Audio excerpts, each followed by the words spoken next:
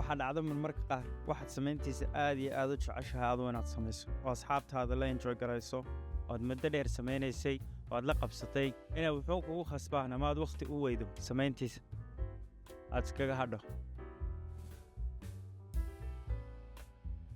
aniga haddaba maanta gaadhay xilligii sugbal wax yar anaa ku sharaxaya dabee.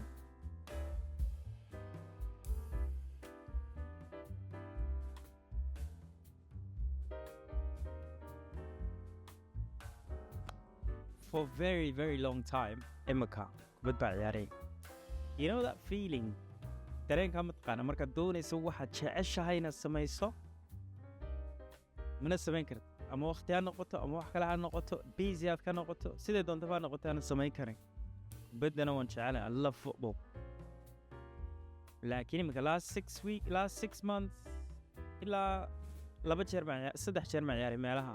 waxaan ku jeclahay kubadda anigu ay kaga duwan tahay exercise-yada kale. boots kumaad xidhanaysaa, waad gelaysaa, waad dhammaysanaysaa, waad iska hooyanaysaa.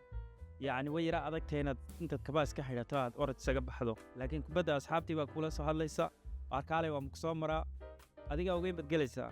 qasab waxay noqonaysaa inaan helo waxaan ku bedelo. ma jimba, ma inaad iska soo orto kelidayba, ma inaan basketball ciyaaraba. adigu waxay noqonaysaa inaan ku bedelo wax yaroo aan waqti badan iga baahnayn xilligaan doonana aan samayn karo. waxay u eg tahay markaa inuu noqdo inaan iska soo iibsado kaba orod. maanta inaan ciyaarayn waxaana ila tahay waa mararkii u dambeeyaan ciyaari doona. markaa maanta dee waa iska ciyaari, why not?